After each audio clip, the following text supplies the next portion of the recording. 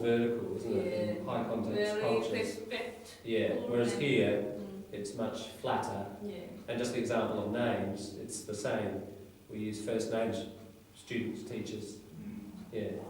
So, yeah, it's a good example. So, and the difficulty that you feel in most situations, I'd say, things that you get frustrated about, puzzled about, embarrassed about, or you feel are difficult is because you've been deeply trained here and you're moving into this, aren't you? So that's I think the point of it. It provides us with a model to interpret, our difficulties or our good moments too. I think more comfortable the low context. It's more comfortable once you used to it. But Yeah, right. That's an interesting point. Can you say why is it? Because, example, when I talk to my teacher with any man, when I talk to you, it's more closer. Yeah, more natural. Yeah. More informal, isn't it? Yeah. That informality is a naturalness. Yeah. Yeah. Because we always scared to go and ask the questions, Right. and because we got a big gap between teacher and us, and in here it's not like we can ask anything and more friendly situation. Exactly. Yeah, it's a flatter society overall. So does that help make sense of some things you might be coming across?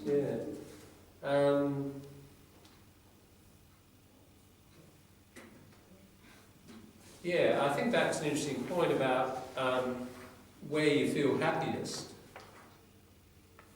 I mean, is it true, would everybody say here that you've come from a more high context culture and you moved to a low, or? In ours it is, I think Asians now. Majority of the Asians. Yeah, true. Asian countries, certainly. I guess European cultures are a bit more low, aren't they? But even Russian society is probably more high context than Australia. Russia is an Asian country, I think so. Right, true. It's a very interesting mix, isn't it? You reckon predominantly kind of Asian? Yeah. So it's some communities or some social group has a very high context. Yeah. But in major cities, obviously low. Exactly, yeah. Urbanization, urban societies, city. So the word urban for cities. And then we get urbanized to become a city, growing city, urbanization. It tends to produce low context, doesn't it? So even in Asian society or Russian societies, African societies which are more high context, the big city will tend to have more of this. But interesting point. So maybe because I am not from Russia, I am from Kazakhstan. And Kazakh culture is very high context because very patriarchal. And has very deep tendency to Muslim. And that is why we have very strong tradition even in language and in family relations. So when you say in language, Pavel, what sort of thing do you mean?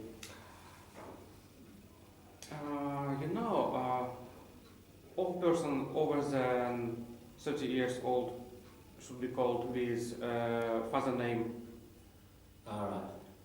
Doctors should be called with father name. Called by father name. Father's name. Yes.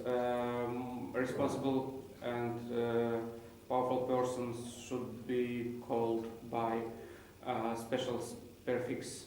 Right. Yeah, I get it. Yeah. So even in the grammar, it's in the grammar. Grammar allows to do that. Yes. Are you talking about Russian grammar? Not in Russian, in Kazakh language. In Kazakh, right. Yeah. So your first language was? Russian. And Kazakh was all around you, so you learned both very well. I see, right. What family group is Kazakh as a language? Is it Turkish? The same language as Turkey. Yeah. That is Farsi.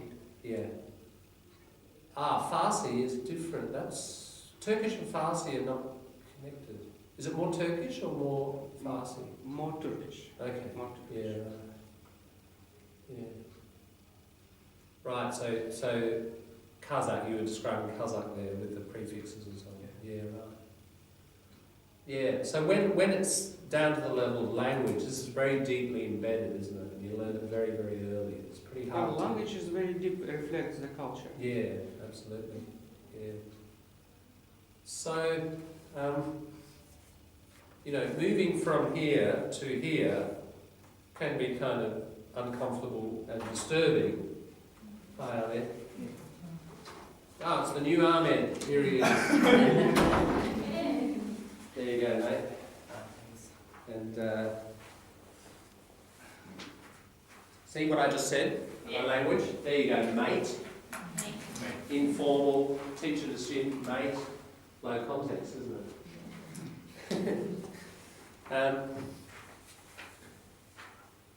The idea of moving from here to here can be a bit uncomfortable, like we're talking about, like, what do you call teachers or whatever. But it's a kind of complex mix because, as you said, Dilani, once you're there, there's a certain freedom there, isn't there? And relaxation and openness about things that, I don't know, some people report to me they enjoy that, but then there are elements of this that people miss, that closeness of relationship, and a bit less stressful in some respect, like, attitude to time or the hospitality, or so you've got a foot in both worlds here, haven't you? Because once we go back and if we meet our teacher, and if we try to talk that way, we really talk. Yeah. We have to still control ourselves and be the student who we are. We were. Well, now it's changed. What's that? It happened, but now it's changed. Yes. That's true. Even the societies you come from, they're continuing to change, aren't they? And the longer time you spend here and then go back, it's moved. Especially in private level, it's changing more faster Right. than from the public. All right. In what sense, Sadi? Can you describe? In education sector. In education Oh, yeah. sector, like in private schools, teachers are more friendly, and they're That's taking interesting. new things Uh-huh. like building the relationship with the students. So Yeah. they are taking these techniques. Right. But public teachers are more stick to their traditional techniques, like Okay. they are teachers, they are supposed to be all the time Right. respected by the students like this. That's interesting because it's almost the reverse here. In private schools, there's more of a hierarchy and more respect and more tradition, Yeah. but it's opposite. Yeah, but still they are more involved with the new tradition. They gather all those things. Right. Probably more Western influence. Yes. Yeah. And it's overall the West sits here, doesn't it? Yes. Bringing in That's low right. context influence. Especially for people in Hong Kong. Yeah, that's a Quite good, special interesting place. point. People in Hong Kong, they're living the lifestyle quite standing in between. Yeah. The British colony was British colony, and from the point of view of people in mainland China, people in Hong Konger or people in Hong Kong. Lynn's not here, is she? Konger? I think you can say Hong Kongese. I have heard that expression. Hong Kongese. Yeah. Let's say how people in Hong Kong. You can just say Hong Kong people. Hong Kong people quite Western style, but if you just pay a visit there or just living with them, you can see they are more traditional than people from mainland China actually. Oh, right. Yeah, we said that many Chinese traditional culture were lost, Yeah. but in mainland China, but they were many of them they were kept in Hong Kong. True. Yeah. Yeah, their value, the way to look at things, and Yes. like hierarchical Yes. Yes. forms, and cultures, and even some ascribe status. Actually, Right. they look at who you're from, your family background. Yeah. Yeah. That's an interesting case because the process of socialism has a quite a big effect generally. It attempts to literacy, for example, mass literacy rather than oral literacy. Yeah. It tries, it doesn't always succeed in flattening out the society, universalising, etc. So, I mean, an extreme form in China, the Cultural Revolution, and the literal burning of old material and the destruction and so on. Hong Kong escaped that, Yes. and so that decade, partly this is probably one of the reasons why Hong Kong has this element of the past been more deeply in it, whereas the mainland, I think the Cultural Revolution stripped not everything but a significant amount away.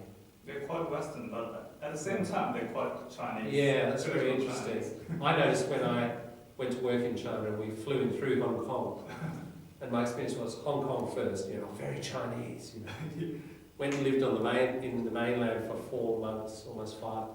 Came back out through Hong Kong. This is so Western, Absolutely opposite. Yeah, it is a gateway, isn't it? It's halfway. And because it's very urbanised, it shares a number of those elements. But as you say, it's got. So it's a good demonstration of how, even though you urbanise and you might tend towards these, a lot of these elements can still remain. Hong Kong is highly urbanized. Yeah, But most if urbanised you world just from it. talk to them, you just even live with them, can Yeah. feel that in their value, in their heart, there's still their traditional Chinese culture there. Yeah, right. It's a very interesting case. Let's. It's a pity we don't have more people because this exercise depends on sort of having us all here. More interesting result. Yeah. Did you really end up coming to class? Or? Walid, haven't seen him today. Can you hear yourself? Yeah, sure. That one, okay. Oh, can I have one more, please? Yes. Yeah, you mentioned that you possibly might come to April Okay. on Monday. Collecting? Do you have class on Friday? Yeah, classes every day. Hey, come. You can come on They Friday. bring some food. So what's going on on Friday? We'll have lessons as normal to begin.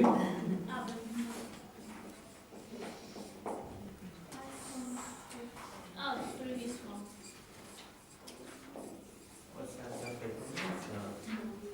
Okay, if You don't eat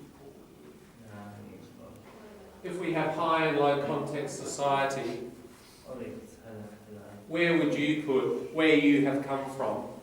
Where there's the spectrum, it's a bit like the political spectrum, Where would you put your original society? I'll actually just do one thing, and I'll draw that a bit lower so that people can come up and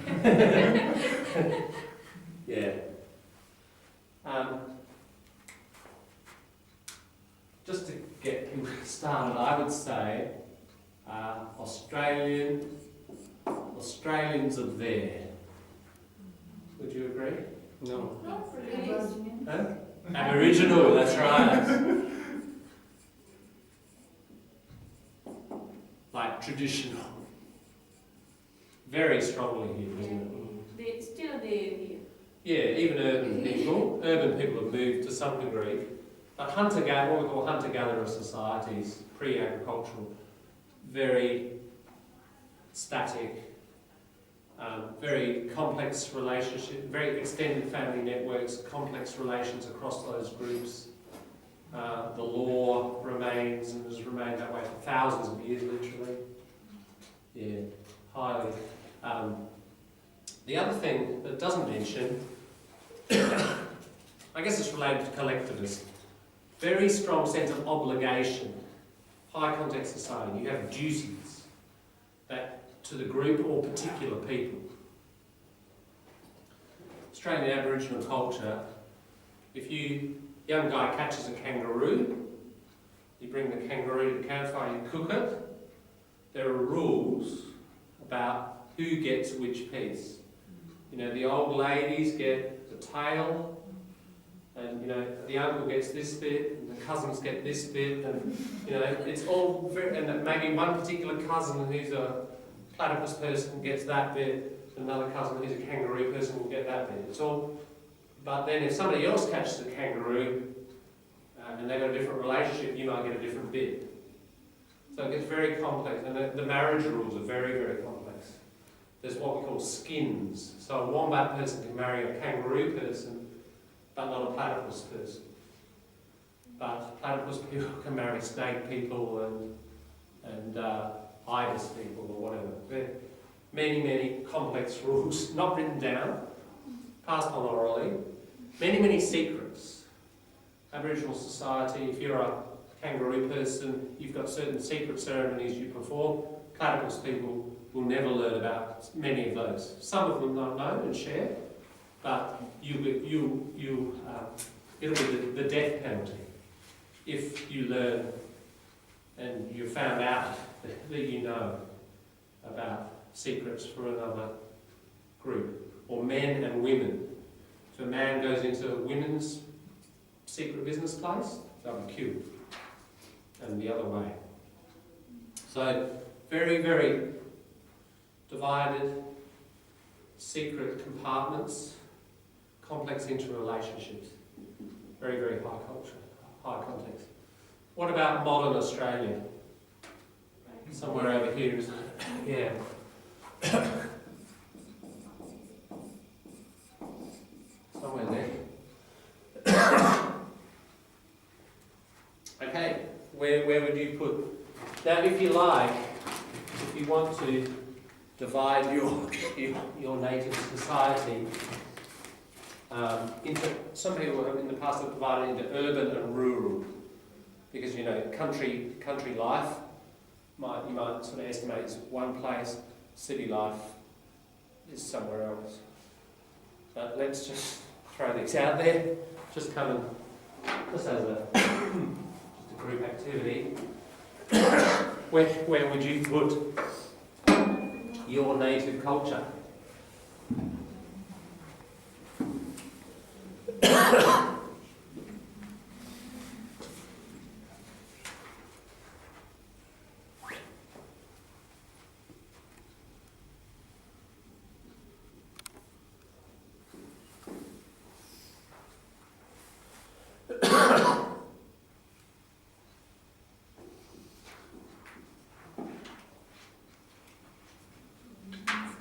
Is that one for Russia, Pavel? I'm not very familiar with Russia. Yeah, fair enough. Currently. Yeah, right.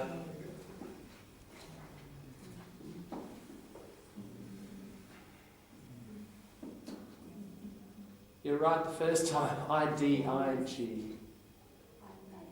IDIG, that's it.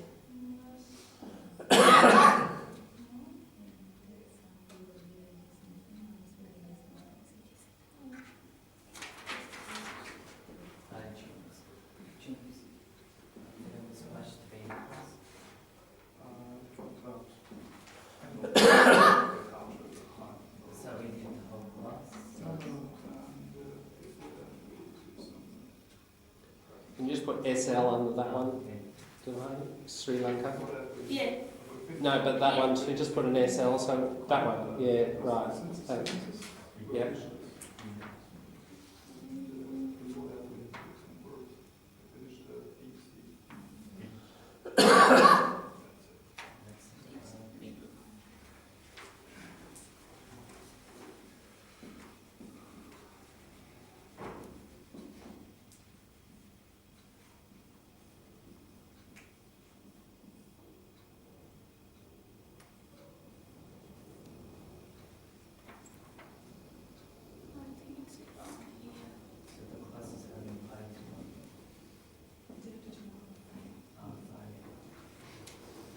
Good. Come up and...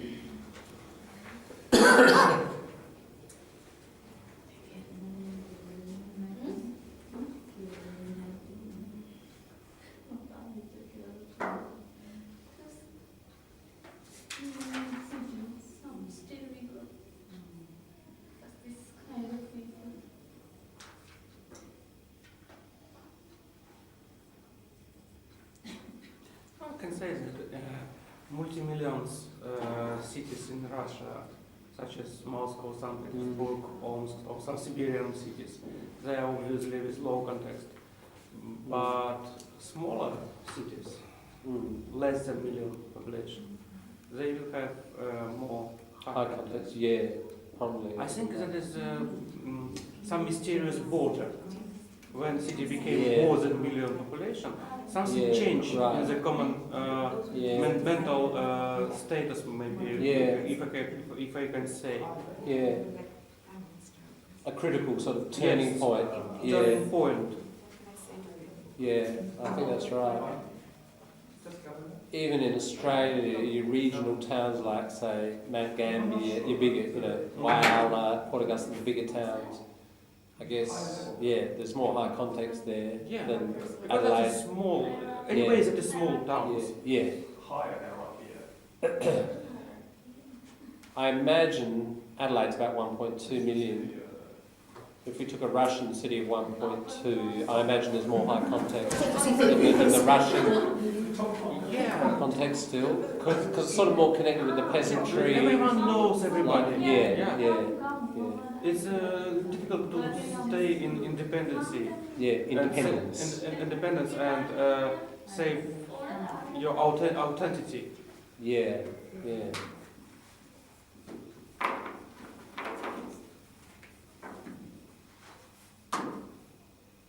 And look, even Adelaide would be a bit more high context than, say, Sydney.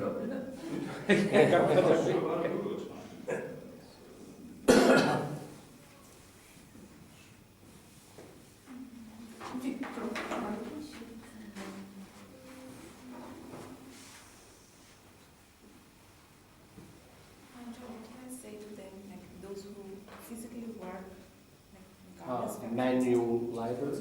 Manual labourers? No, manual. M-A-N-U-A-L. And then workers or labourers.